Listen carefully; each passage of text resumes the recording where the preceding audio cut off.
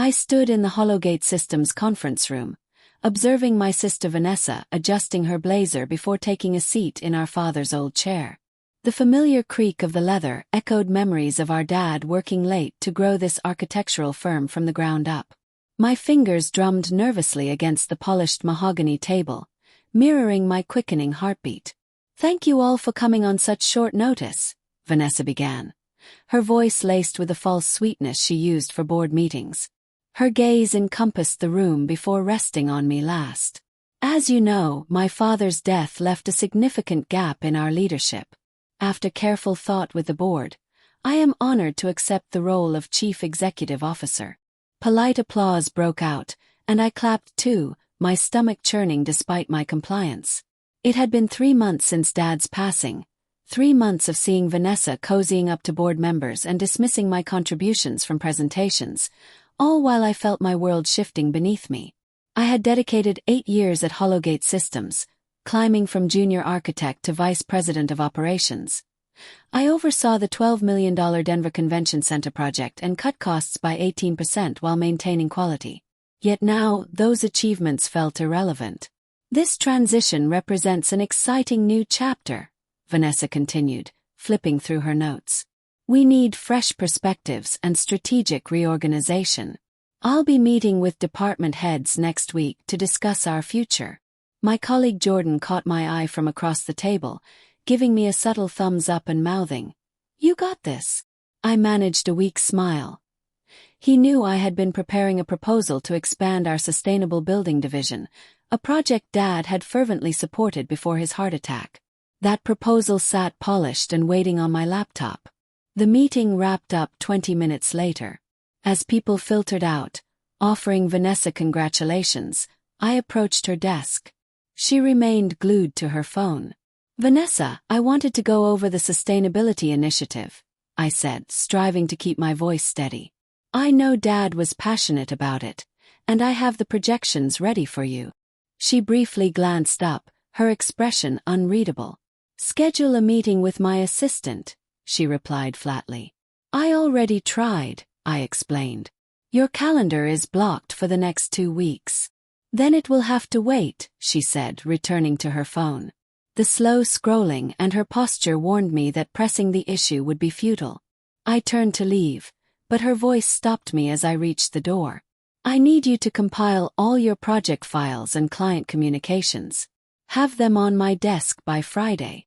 3 days away. Some of those projects were still open-ended. "Friday," she reiterated, finally looking me in the eyes.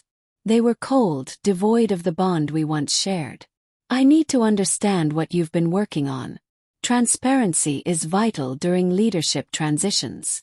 I nodded, stiffly exiting, my mind racing. The request felt unusual, but not completely out of line for a new CEO.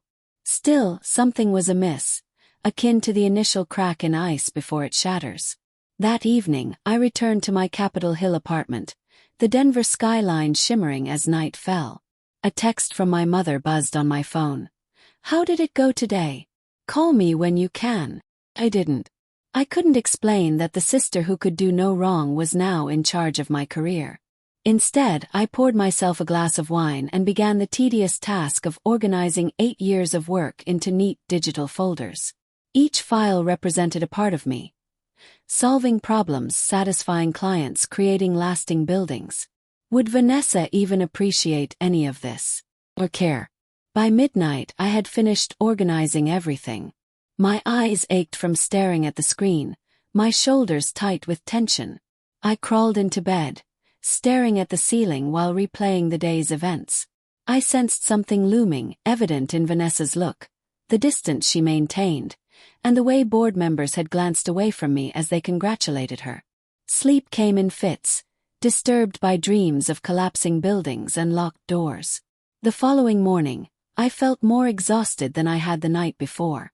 But I pushed through, getting ready for another day at Hologate Systems, unaware that my world was about to collapse. The next morning broke unusually warm for October in Denver. Arriving early at the office, I noticed the parking garage was almost empty, save for a cleaning crew's van and a sleek black Mercedes. Douglas, the company attorney's car. His early presence struck me as odd, but I dismissed it and headed upstairs. My assistant Claire was at her desk when I arrived. Unusual, as she typically came in at 8:30 after dropping her daughter off at school. Her eyes widened at my arrival, and she busied herself with her papers, avoiding eye contact. "Morning, Claire," I said, slowing my pace. "Everything okay?" "Fine," she replied too quickly. "Just caught up on some filing." I wanted to ask more, but just then the elevator dinged and Jordan stepped out, holding 2 coffees. "We need to talk," he said quietly, glancing toward Vanessa's office.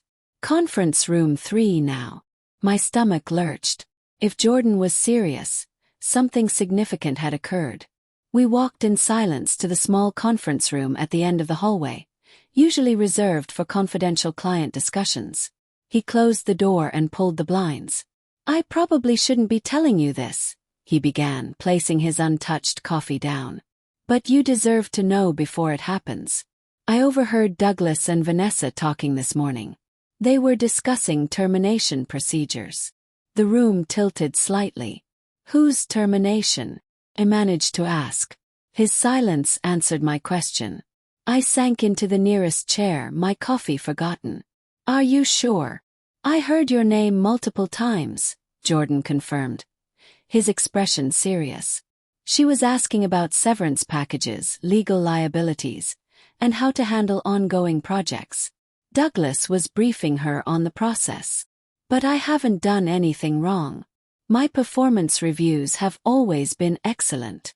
I stopped myself, realizing the futility in comparing past praises. Dad was gone. His opinions and protections held no value now. "I know," Jordan said quietly. "But this isn't about performance. It's about control. She wants her own team, people who owe her their positions." Heavy silence settled between us for several moments, my coffee now lukewarm in my hands. I mentally catalogued my options, strategizing ways to protect myself. 8 years of my life had gone into this company. I had sacrificed relationships, family events, holidays, and now my own sister was about to erase me as though I had never existed. "What should I do?" asked, my voice sounding small. "Document everything," Jordan advised. "Make copies of your projects, your communications, anything that proves your value. If she tries to do this, make sure you can show your contributions to future employers." I nodded, brainstorming what I needed to keep. Just then my phone buzzed with a notification. "Meeting with V, 2 p.m. her office." The message now felt heavy, laden with implications I hadn't recognized yesterday. The morning dragged on as I went through the motions, responding to emails, reviewing blueprints, maintaining the appearance of normalcy while my world crumbled. Claire avoided me, taking her lunch early and returning late. Colleagues flashed sympathetic looks or evaded me, confirming the news had spread through the office grapevine. At 1:55 p.m., I found myself standing outside Vanessa's office, my hand hovering over the door handle. Through the frosted glass, I could see her silhouette engrossed in a phone call. I knocked firmly twice. "Come in," she called. The office had been redecorated since Dad's death. His warm wood furniture had been replaced with modern glass and chrome, and family photos were gone, supplanted by awards and certificates proudly bearing Vanessa's name. She gestured toward the chair across from her desk, not looking up. I sat, folding my hands in my lap to hide their tremor. "Thank you for being prompt," she said, finally meeting my gaze. Her expression was professionally neutral, the kind perfected in business school. "I'll get straight to the point because I value efficiency," she continued, and my heart raced. "After reviewing our structure and operational needs, the board and I have determined your role as Vice President of Operations is redundant. We're restructuring, and your position is being eliminated." The word struck me forcefully. Although I'd expected this, hearing it verbalized made it painfully real. "Effective immediately?" I managed to ask. "Effective close of business Friday," she replied. "You have 3 days to transition your projects and responsibilities." She slid a folder toward me, outlining my severance, 3 months' salary, continued health insurance for 6 months, and positive references upon request. I stared at the folder without touching it. This is because of Dad, isn't it? You never wanted me here. This is a business decision, she said coolly. Nothing personal. Your services are simply no longer required. Those 5 words echoed in my mind, reducing the weight of 8 years to nothing.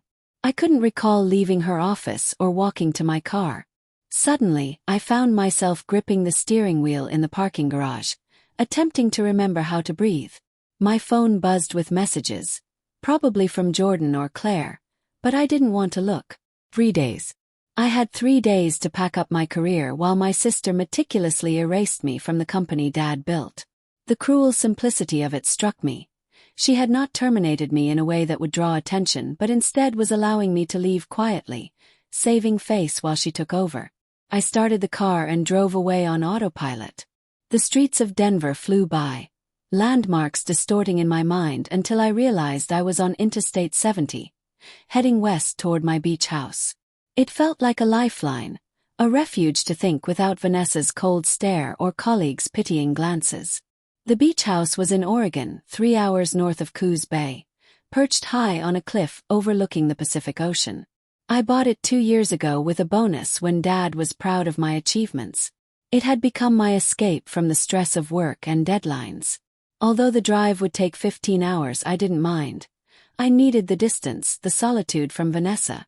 I stopped only once for gas and coffee, pushing through the night as the landscape changed, merging from the urban sprawl of Denver to the plains of Nebraska, then the mountains of Wyoming and the high desert of Idaho, finally reaching the lush forests of Oregon. Dawn greeted me as I crossed into Coos County, painting the sky in magnificent hues. I should have felt invigorated, but I felt numb. At 8 a.m., I pulled into my driveway, greeted by my beach house's weathered cedar shingles. However, I was hit with dread when I noticed the front door was unlocked. I always locked it. I hesitated, my hand poised on the knob. Pushing the door open cautiously, I noticed everything appeared normal at first glance, furniture undisturbed and the kitchen tidy. But voices drifted from the back deck. "This view is just what I needed," a male voice said, satisfied. My blood froze. It was Trevor, Vanessa's husband. What was he doing here? Vanessa knew about this house, but I had never given her a key. Another voice followed, achingly familiar. "She never appreciated it," Vanessa said. Trevor continued. "She probably doesn't come here often enough, such a waste. When we transfer the deed, we should expand the deck, maybe add a hot tub." Transfer the deed. My fists clenched. They couldn't take my house. As I quietly moved to the back of the house, my heart raced. Through the sliding glass doors, I spotted Vanessa lounging in my favorite refurnished chair while Trevor surveyed my ocean view as if it belonged to him. "What a pity this house isn't yours," he mused. I pushed the door open forcefully, surprising them both. Vanessa's eyes widened, but quickly narrowed. Trevor's expression morphed into annoyance. "What are you doing here?" Vanessa snapped. "You should be in Denver handling your transition." "This is my house," I replied, my voice surprisingly steady. "What the hell are you doing here?" Trevor slammed his beer down and challenged. "You should have sold it back to the family. You got more than enough from Dad." "What sacrifices?" I exclaimed, genuinely bewildered. "You've always had everything." "Shut up," Trevor yelled, advancing toward me. "You're just a parasite off your family's connections. Get out before I throw you out myself." The word parasite echoed between us, poisonous and final. I looked at Vanessa, waiting for her to defend me, to tell Trevor he had gone too far, but she stayed silent. Her quietude spoke volumes of betrayal. "Fine, I'll leave," I said as calm as I could manage. Turning away, I walked through the house to grab my bag and head for my car. I heard Trevor laughing behind me, making a crude joke about my reaction. Let them laugh. They might think they'd won, but by tomorrow they'd both regret their actions. Driving toward town, my mind churned over their trespass. They hadn't just broken into my home. They had plans for it. Detailed plans involving construction and ownership transfer. I pulled into a small diner along Highway 101, ordering coffee I couldn't stomach. My phone showed 17 missed calls from Jordan, 6 from my mother, and a simple text from Claire. "I'm so sorry. Call me when you can." I ignored them and opened my banking app, checking my beach house mortgage account. I noted a charge I didn't recognize from 2 weeks ago, $800 for something called Cascade Property Services. A quick Google search revealed it was a local property management firm. I called, and a cheerful voice answered. "Hi, I'm checking on a charge that appeared on my account. $800 2 weeks ago. What was that for?" After providing my information, the representative's voice turned more formal. "That was for key replacement services and a property inspection requested by Vanessa Reynolds." I was appalled. "Is she the co-owner?" "No," I stated firmly. "Did she present any documentation proving ownership?" "Yes, she provided a power of attorney document granting her authority." My stomach churned. "Can you email me a copy?" "I'm sorry, but I need written authorization from Ms. Reynolds to release that." Feeling furious, I pressed. "This is my property. I never signed any power of attorney." Her tone shifted, growing stern. "If you believe there's fraud, you should file a police report." I thanked her, then immediately called the Coos County Sheriff's Office. The deputy listened with a detached, professional tone. "This sounds like a civil matter, possibly fraud, but getting evidence could be tricky without that power of attorney document." Desperate, I muttered. "But they're in my house now, planning renovations. I can file a report, but these matters take time." Time I didn't have. Time they might exploit to secure ownership. It became clearer. Vanessa hadn't just fired me from Hollowgate. She was attempting to steal my home. This was calculated theft. My heart raced with anger as I sat in the diner booth, staring at my untouched coffee. Jordan called again, cutting into my spiral of thoughts. "Where are you?" he asked. "Everyone's looking for you." "In Oregon," I interrupted. "But Vanessa and Trevor are here, planning to take my house." After explaining the bizarre power of attorney and the interaction with Cascade Property Services, Jordan absorbed it quietly. "She's not just firing you, she's trying to destroy you," he concluded. "Looks like it," I said, feeling the weight of the situation settle into my bones. "What are you going to do?" The looming question pressed down on me. Legal action would take far too long. In the meantime, Vanessa could undermine me, turn family against me, and use her power for more manipulation. "I'm going to fight back," I declared, adrenaline surging. "But I need information first. Can you access executive files? Specifically Vanessa's?" "That's a serious request," Jordan replied carefully. "If I get caught..." I wouldn't ask if I had another option, but this isn't right, Jordan, there's something more. After a long pause, he finally confirmed. "I'll look for anything unusual, especially financial irregularities or meetings held before Dad died." "Thank you," I said, clarity flooding through me. After hanging up, I remained at the diner, unpacking my thoughts as rain drizzled outside. I had arrived seeking refuge but instead had stumbled into an ambush, though ambushes could work both ways. By evening, I checked into a nearby motel, setting up my laptop and documenting everything in a thorough timeline, noting every email and meeting Vanessa arranged leading up to this point. Around midnight, Jordan called back, excited. "You need to see this," he urged, sending 3 PDF files titled VR Contracts, VR Correspondence, and Board Minutes. The first document was a consulting contract between Hollowgate and a company named Capital Partners. I noticed it was signed by Vanessa, with a signature that closely resembled Dad's but was not his. I recognized the slight tremor he'd had. "Vanessa forged Dad's signature," I whispered.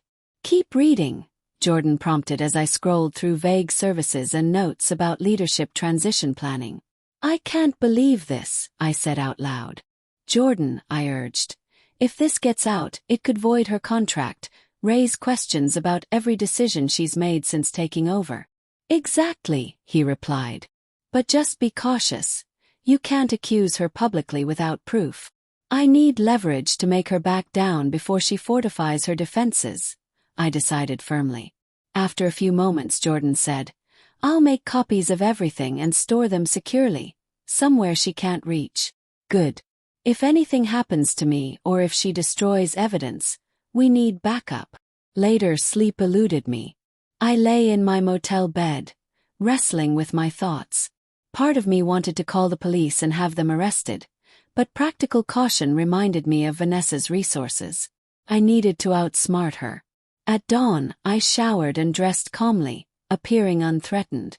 On my way to the beach house, I stopped at an office supply store, making copies of every vital document and securely abandoning the originals in a safety deposit box. Arriving at my beach house, I saw Trevor's Range Rover parked next to Vanessa's car. Inside, I could sense a different kind of tension. I opened the door, greeted with startled expressions. Told you she'd be back, Vanessa said, her voice laced with forced amusement. I had no intention of rekindling their mockery. I have something to show you, I stated calmly, pulling my phone from my pocket and displaying the forged contract. Trevor narrowed his eyes. What is this? This contract created by Vanessa 6 weeks before Dad died, the one with the forged signature. Vanessa's composure wavered as she stared at the screen. That's absurd. Underhanded and illegal, I countered. Trevor's aggressive demeanor shifted, but I pressed on. Key replacement requests made by you, Vanessa, using forged documents. You both should face consequences for this. The air was thick with silence as they calculated their next moves. What do you want? Vanessa finally asked, her voice cold. Leave this house. Revoke whatever authority you gave Cascade Property Services. Reinstate my position with a formal apology to our staff. And transfer $250,000 into my personal account for emotional distress and wrongful termination. That's extortion, she shot back. Call it a severance package. You have until noon to decide. As I left them in a cocoon of tension, I felt adrenaline coursing through me. The recorder in my jacket pocket captured everything. At the diner, I hardly touched breakfast as my phone sat ominously in front of me.